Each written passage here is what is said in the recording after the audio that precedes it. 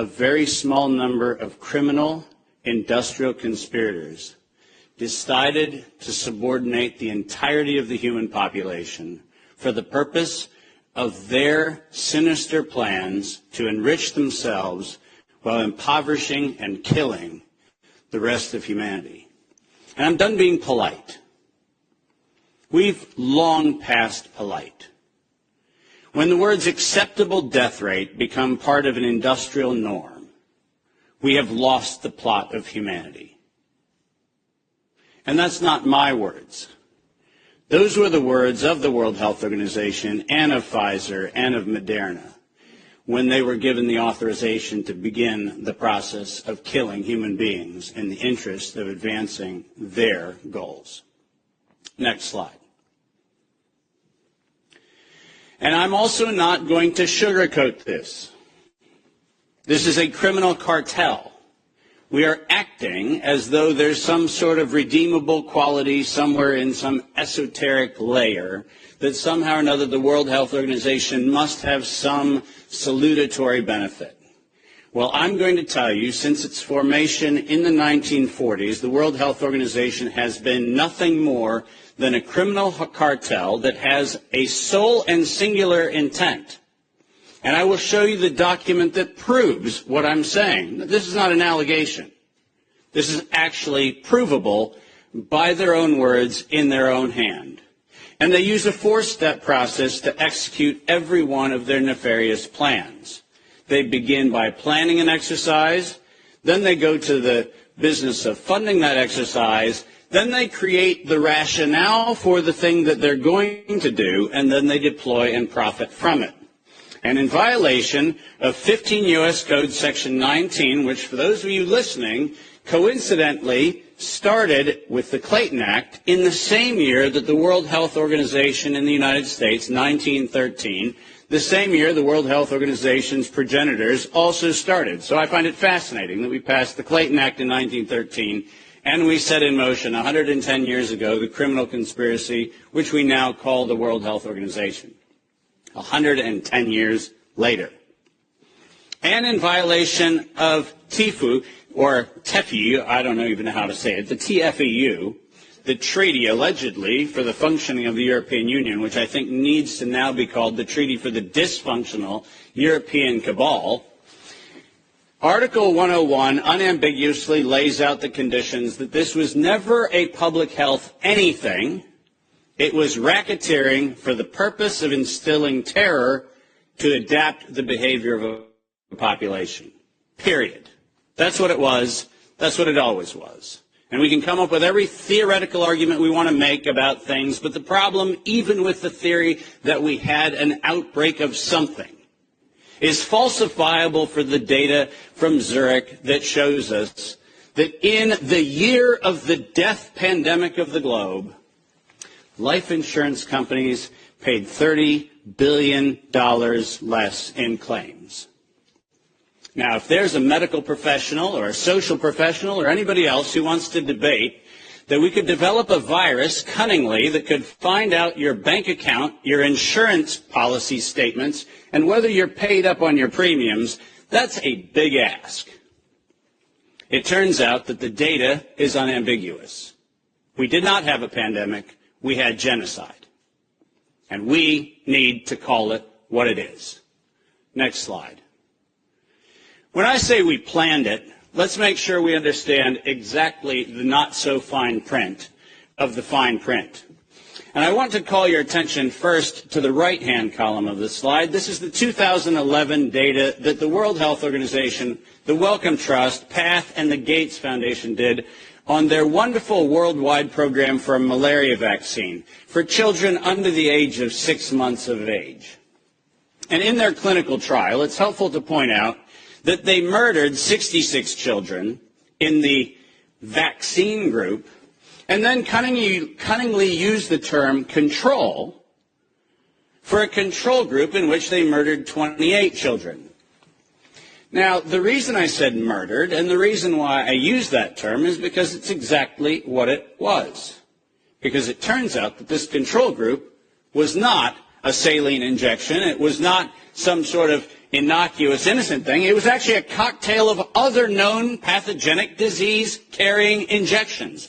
The control group was known to kill people, and the experimental control group was actually theoretically maybe going to kill people. And what we did was we actually went ahead and murdered them all.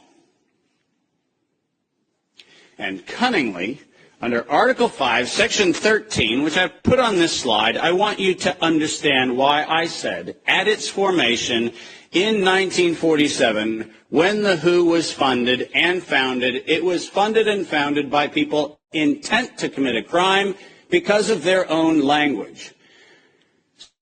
Section 13 of Article 5 ends with the following statement: immunity from personal arrest or detention, blah, blah, blah, immunity from legal process of every kind. Now, if you didn't intend to commit a crime, why would you need to give yourself permanent and absolute immunity from every form of prosecution, and it's worse, even investigation for prosecution of every kind? People sit there and pretend, well, that's like diplomatic immunity. Do you realize this isn't even meeting the standard of diplomatic immunity? This is a criminal organization who set in motion their own law to protect themselves against crimes they knew they were going to commit. And when I say they knew they were going to commit, I mean they knew it. Because their first Director General, none other than Dr. René Sand, who happened to be in the hospitality of the Germans in Dachau in 1940 earlier, in 1947, mysteriously, with the largesse of the Rockefeller Foundation, was nominated to become the first Director General of the WHO. And within 5 short years, René Sand decided to authorize the real purpose of the WHO in writing by then Director General Dr. Brock Chisholm, who advocated for population control as its primary objective. Does that sound like public health to anyone in this room? This is not public health. This is the advancement of the same genocidal program that began with the Carnegie Foundation's funding of the eugenics office at Cold Spring Labs in the United States in 1913 under the philanthropy of Andrew Carnegie. People, stop fooling yourself. We debate the leaves on the tree of what we call this pandemic thing, but we're not going to the root. This was an organized crime, racketeering entity set up to give itself first absolute immunity and then execute its plans to make sure it controls who lives, who dies, and who gets any chance at life. And if you think that I am somehow inflating numbers, let me be unambiguous. Under every treatment of tax provision, if I were to tell you that there is an 88% controlling interest of any organization, you might conclude that that actually aggregates into a controlling interest. And it turns out that if we look at the foundation donations to the World Health Organization, 88% of those come from a single organization, the Gates Foundation. That constitutes a violation of every competitiveness law in Europe and every competitiveness law in the United States.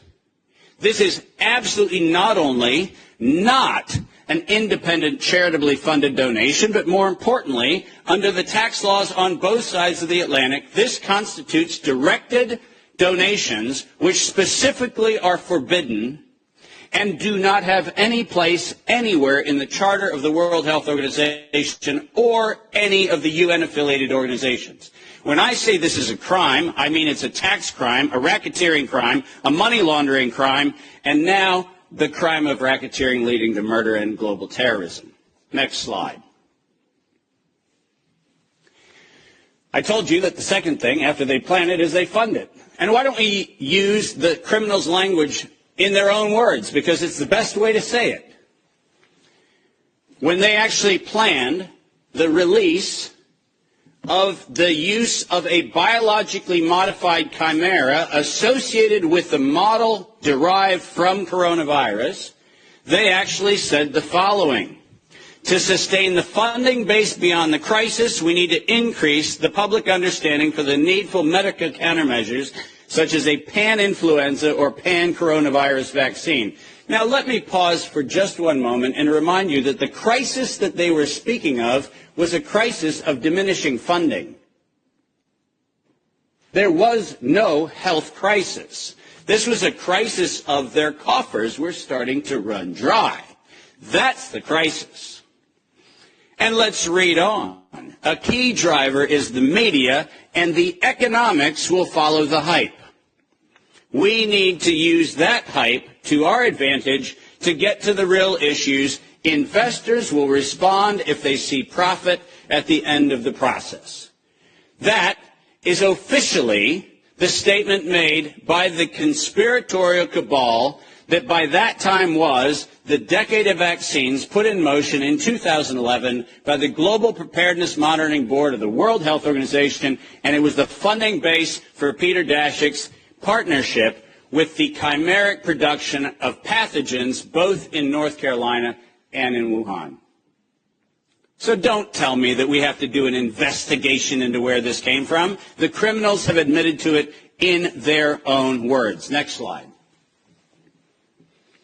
And now we get the fun one that no one in Congress is willing to address, which is the elephant in the room. On October the 21st, 2014, despite the multiple conversations between Senator Rand Paul and Anthony Fauci, where we've been told that Rand Paul has done everything he can to put Fauci on the ropes, he has had in his possession the letter that you see on the left. And it is the letter, conveniently on NIAID letterhead, sent to the University of North Carolina, Chapel Hill, which unambiguously states that during the gain-of-function moratorium, which, by the way, if we use the word moratorium, feels like that means you're supposed to stop. Why don't we go ahead and look at two pieces of this letter. First, the second bullet under Project 1, which, by the way, was not part of the original grant. This was to look at the novel functions of the virus pathogenesis in vivo. You know what that means? In living systems. The grant was supposed to be clinical simulations and models, but this grant was modified with this letter to say we were going to authorize gain-of-function research during the moratorium in living systems. And then we love the last paragraph of this letter, which conveniently says, as your grant is currently funded, this pause is voluntary. How many times have you met a voluntary moratorium? And the best part about it is that if we look at the very last line, or continue to conduct the applicable gain-of-function research until the end of the currently active budget period. But here comes the problem. You know who is supplying the budget? An indefinite term, unlimited amount contract from DARPA and from NIH. Isn't it convenient to have a perpetually funded project that needs to stop when the money runs out, when you find out that there is no point where the money runs out because there is no end to the thing that has no end? And lest you think that I'm making an allegation, which I'm not, I'm making an accusation. Let's be clear. And there's a big difference. I'm not alleging anything. They actually went to the trouble of telling us that it was going to be the Wuhan virus that was going to get us. As you see on the right-hand side of the screen, published in 2016, March 14th of 2016, the SARS-like Wuhan Institute of Virology Virus 1, and I quote, is poised for human emergence.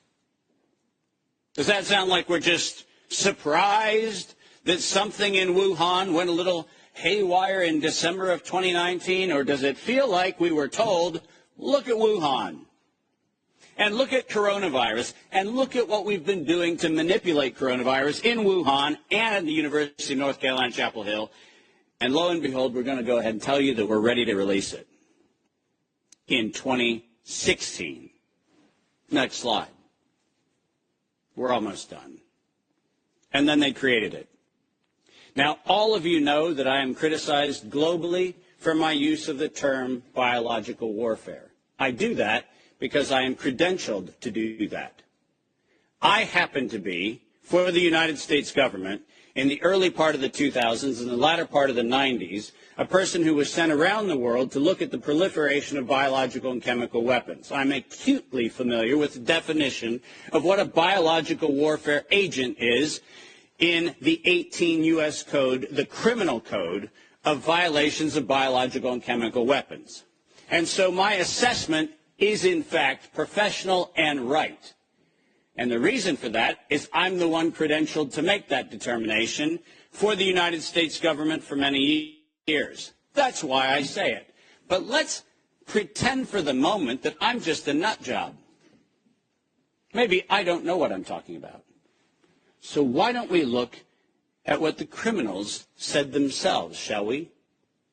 In 2005, at a conference sponsored by DARPA and the MITRE Corporation, Ralph Barrick, the architect of the lethal strand that has been injected into millions and billions of people's arms, that Ralph Barrick was sponsored to present the following, and let's go ahead and use his words, presentation: synthetic coronaviruses, biohacking, bio-warfare enabling technologies. Does that sound like a public health distribution program? Does that sound like something that is accidentally misinterpreted to mean something else?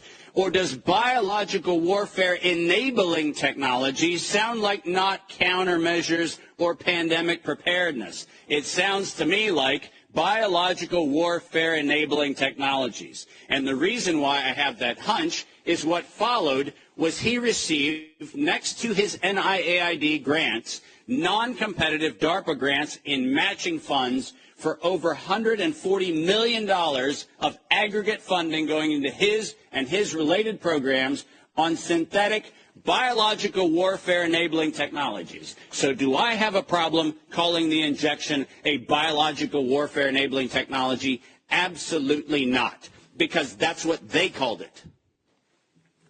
And we know that they knew they called it that on September 18th, 2019.